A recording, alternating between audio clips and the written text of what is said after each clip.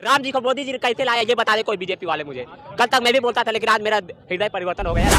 मुस्लिम तुष्टीकरण का हवाला देकर वोट मांग रही है, तो इसलिए आज मैं ये माला लेके आऊँ। एक था चुनाव आयोग, मैं आज उसे श्रद्धांजलि दे रहा हूँ। बहुत अच्छे थे, सपोर्ट में थे, आज आप कर रहे हैं। हमारा आँख खुल गया ना, हिंदुओं को जैसे कांग्रेस से चला है ना उसे बीजेपी में। खतरनाक ट्रेलर है तो फिल्म कैसी होगी साहब। इस ट्रेलर में ही अगर उन्होंने मणिपुर में महिलाओं को निर्वस्त्र घुमा दिया तो आगे फिल्म में पूरे राज्यों में मुझे लग रहा है यही हाल होगा। कल तक कट्टर बीजेपी भक्त था, ठीक है, बीजेपी वाले था। आज हनुमान जी के जाता था। अब ये ट्यूबलेस टायर हुई पड़ी है बीजेपी। इस टाइम पंचर तो हो चुका है, हवा धीरे धीरे निकल रही है। 4 जून तक आते आते टायर पूरी तरह फ्लैट हो जाएगा।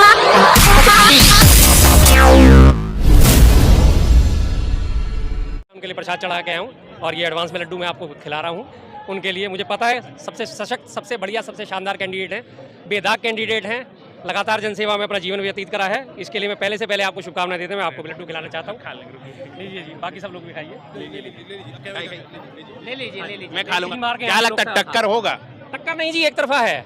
अगर कोई और कैंडिडेट होता तो मैं कह सकता था कि टक्कर होगी, लेकिन जयप्रकाश अग्रवाल जी के लिए मैं 100% श्योर हूँ, कोई टक्कर नहीं है, बिल्कुल टक्कर नहीं है। एक तरफा चुनाव जीत के जाएंगे, एक तरफा चुनाव जीत के जाएंगे। तो देखा जाए मोदी जी 400 पार कह रहे हैं, इसमें क्या लगता है वो बेड़ा पार कर पाएंगे? बिल्कुल नहीं जी, मोदी जी 400 पार नहीं होते, बात खत्म। नहीं होते, किसी भी कीमत पे नहीं होते। चेहरा बन चुके, एक फैन फॉलोइंग हो चुकी है उनकी, उन्हीं के चेहरे पे चुनाव लड़ा जा रहा है इस बार 2024 का। तो क्या लगता है कांग्रेस अच्छे सीट पार ले पाएगी? कांग्रेस का तो गठबंधन बिल्कुल सक्सेस हो चुका है। अब मैं आपको बताता हूँ, आरएसएस का जो इंटरनल सर्वे है वो इन 160 सीट पे आके सिमटा रहा है बीजेपी को। तो आप खुद ही सोच लीजिए कि गठबंधन कहाँ पहुँचेगा। एक तरफ से मोदी जी कहते हैं कांग्रेस का जो भी घोषणा पत्र चिंताजनक है, सोचने लायक है, इस तरह की सरकार आ गई तो सारे जनता को नुकसान ही नुकसान होगा। बिल्कुल बिल्कुल, कांग्रेस का घोषणा पत्र सोचने लायक है। आप उसे पढ़िए, उसके बारे में सोचिए, आपको पता चल जाएगा कि वो देश को किस दिशा में लेके जाना चाहते हैं। उन्होंने सीधा सीधा अपने घोषणा पत्र में घोषणा करी, हम 30 लाख नौकरियां देंगे। उन्होंने कोई झूठा वादा नहीं करा कि जी 2 करोड़ नौकरियां देंगे, प्रतिवर्ष देंगे, काला धन वापस लाएंगे। जो चीज़ें पॉसिबिलिटी है उन्हीं की उन्होंने बात करी है। हकीकत में लगभग एवरेज ऑन एन एवरेज 25 से 30 लाख नौकरियां साल में जनरेट होती हैं। 3 लाख नौकरियां केंद्र सरकार में, 3 लाख नौकरियां रेलवे में हैं, सबसे बड़े जो नौकरी के सेवादाता हैं, और 3 लाख नौकरियां लगभग पीएसयूज में आती हैं। तो ओवरऑल सारी मिला के और बाकी राज्य सरकारों को मिला के लगभग इतनी ही बैठती हैं। तो जिनका उन्होंने वादा करा है, स्पष्ट वादा करा है, कोई झूठ नहीं बोला। और उसमें भी साथ साथ बोला कि जी 50% हम आपको महिलाओं को इसमें आरक्षण देंगे। अभी एक और बात पे राजनीति पकड़ी, मंगलसूत्र मुसलमान और घुसपैठिए पे, इस पर किस तरह से देखते हैं आप? मैं बहुत दिन से मैं आपसे कह रहा हूँ कि मैं हैरान परेशान हो रहा था कि चुनाव शुरू हो गए और मोदी जी अपने फेवरेट सब्जेक्ट पे क्यों नहीं आए अभी तक भी। अल्टीमेटली वो आ गए। हमें लग रहा था कि शायद वो इस बार बार बड़े बड़े दावे ठोक रहे, मैंने 10 साल में ऐसा कर दिया, मैंने 10 साल में वैसा कर दिया, मैंने विकास की गंगा बहा दी। और लेकिन लास्ट एंड फाइनल जो है हर चीज़ की, हर दावे की हवा निकल गई। आ गए अपने हिंदू मुस्लिम पे, मंगलसूत्र पे, मटन पे, मछली पे। लास्ट एंड फाइनल उनका एक ही हथियार बचता है उनके पास, और उसी हथियार पे हुआ। मोदी जी तो कह रहे हैं ना कि अगर कांग्रेस की सरकार आई कि आपका मंगलसूत्र भी चला जाएगा, सोना भी चला जाएगा, जमीन भी चला जाएगा आपके पास से। कैसे चला जाएगा? सिर्फ कहने भर से चला जाएगा? कैसे चला जाएगा, किस तरह से चला जाएगा? वो बात कर देंगे आपसे छीन के उनको दे देंगे। क्या पूरे 45 पेज के कांग्रेस के घोषणा पत्र में कहीं कोई इस बात का उल्लेख है? उन्होंने इस बात की एक बात करी कि संपत्ति का विकेंद्रीकरण करा जाएगा। विकेंद्रीकरण से मतलब है कि जो आज बड़े बड़े कॉर्पोरेट हाउसेज हैं वो सारी की सारी संपत्ति पे कब्जा करके बैठे हैं। उनका कब्जा जो है, उनकी मोनोपोली तोड़ी जाएगी और आम जनता को उसमें भागीदार बनाया जाएगा, जैसा कि होना भी चाहिए। किसी एक ही व्यक्ति के हाथ में मोनोपोली दे के और आप नुकसान ही नुकसान झेलोगे। जैसे आज आप टेलीकॉम इंडस्ट्री में अगर आप देख लें, आज गिनती के 3 खिलाड़ी रह गए हैं टेलीकॉम इंडस्ट्री में। एयरटेल है और अपना जियो है और तीसरा वोडाफोन और आइडिया मिलके हैं। तीनों एक ही रह गए। इससे पहले अब कंपटीशन खत्म हो गया। आज आप एक रिचार्ज कराते हो, कम से कम 250 रुपये का रिचार्ज आपका होता ही होता है।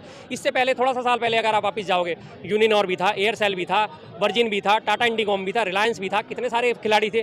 आपकी कॉल के रेट क्या था? मुश्किल से 100-150 रुपये, पौने 200 रुपये महीने का आपका खर्चा बैठता था। मोनोपोली टूटती चली गई और उसमें अपने से अपने प्रोवाइडर में फ्री होता था। टाटा से टाटा फ्री होता था, वर्जिन टू वर्जिन फ्री होता था, रिलायंस फ्री होता था। याद है आपको इस छोटी सी चीज़ का? अब रह क्या गया? मोनोपोलियों की गिनती की 3 कंपनियां रह गई हैं। तीनों कंपनी अपनी मनमर्जी चलाएंगी। तो उस मोनोपोली को तोड़ने के लिए कांग्रेस ने अपने घोषणा पत्र में घोषणा करी है कि हम इस चीज़ को तोड़ेंगे, संपत्ति का विकेंद्रीकरण करेंगे। आज हमारे बंदरगाहों का जितना भी व्यापार है उसमें 40% का हिस्सा अकेले अडानी है। अडानी, सिर्फ अडानी। बाकी 60% बाकी दूसरी और कंपनियों के पास है। उस 40% को बढ़ा के भी वो 60% 70% करने के मूड में है। तो जब सारा का सारा व्यापार, सारा का सारा संपत्ति एक ही हाथ में चली जाएगी तो जाहिर सी बात है मोनोपोली आकार लेगी ना। और मोनोपोली कभी भी नहीं होनी चाहिए। जिस समाजवाद की हमारे संविधान में व्याख्या करी है वो समाजवाद यही तो है कि समाजवाद का मतलब है पूंजीवाद नहीं, समाजवाद।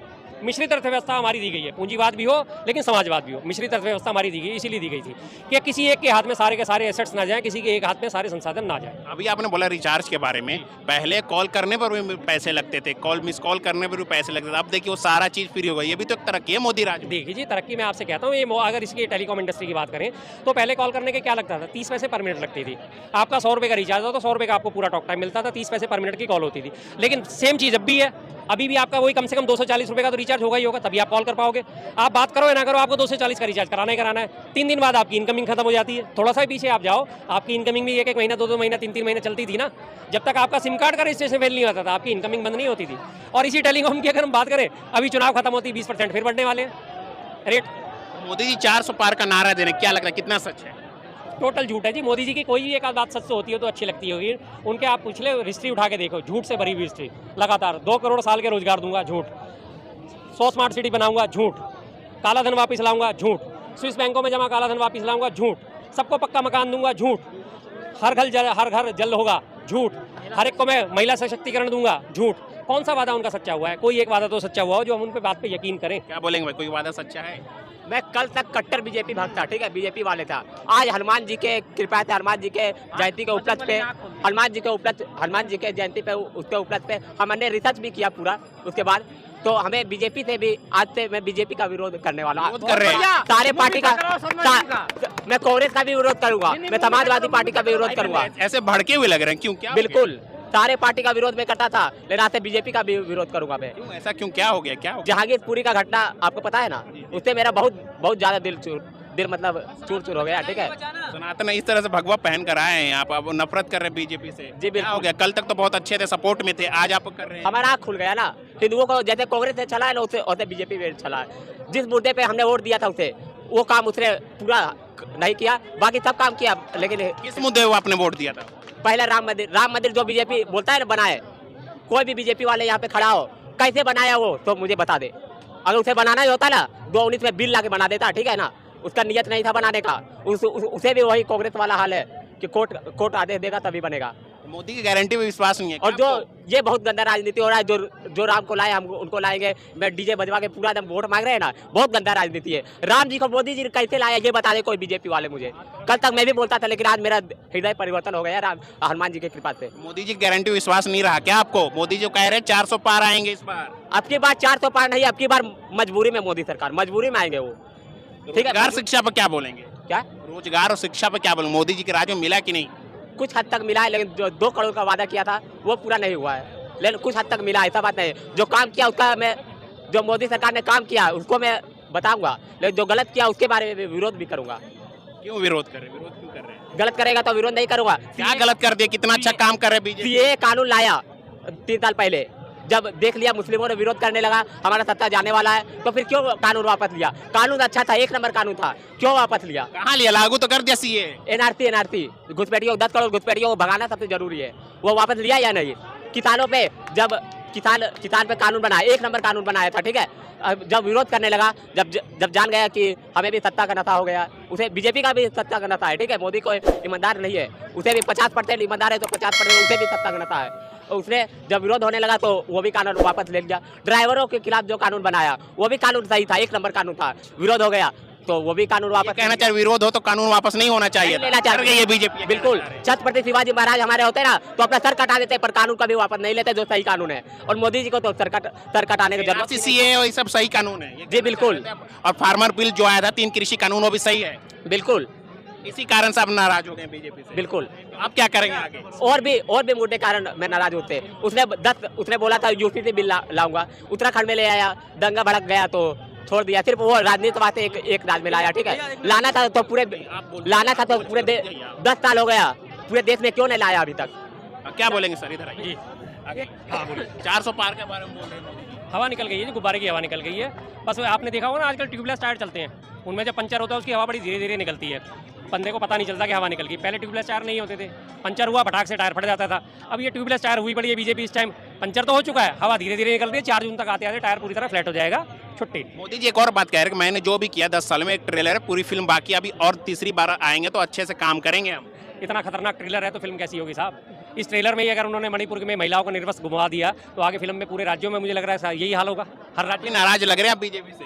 मैं तो शुरू से नाराज हूँ साहब, काम गलत करेगी तो नाराज जाहिर है, नाराजगी होनी भी चाहिए। आप भी एक टाइम पे बीजेपी के पक्के सपोर्टर थे, वोट दिया था आपने। ना मैंने 2014 में, आपकी बात सही है, 2014 में एक बार वोट दिया था, सिर्फ एक ही बार में मेरी अकल ठिकाने आ गई। क्या हुआ ऐसा आपके साथ जो अकल टिकाने आ गए? 6 महीने के अंदर अंदर मुझे दिख गया कि कितनी झूठी पार्टी है भारतीय जनता पार्टी थी, और 6 महीने के अंदर उसने साबित कर दिया कि वो बेहद झूठी पार्टी है। क्या साबित कर दिया सर? बेहद जलील पार्टी है। जो भी उसने 2014 से वादे करे थे, आज तक एक वादा पूरा करके उन्होंने दिखाया हो तो मैं मान सकता हूँ कि हाँ, ये पार्टी किसी काम की है। इतने सारे जनता सारे विश्वास कर रहे हैं उन पर, कह रहे कि मोदी की गारंटी चलेगी, मोदी के टक्कर में कोई भी नहीं है। जी जी जी, गारंटी चलती है किस चीज़ पे?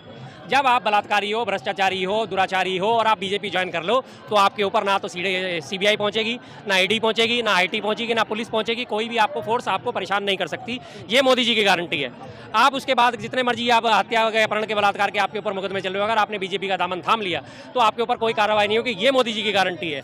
आप बिल्कुल दुराचार करके बीजेपी में शामिल हो जाओ। बीएचयू आईटी सेल के पदाधिकारी थे, 2 महीने तक लगातार घूमते रहे, जब दबाव डाला तब जाके उनके ऊपर चला, लेकिन उनके घर पे आज तक बुलडोजर नहीं चला। ये बीजेपी की गारंटी है। इसी जगह कोई और दूसरा होता तो उनके घर नेस्तनाबूद कर दिए होते, आपने देखा ना।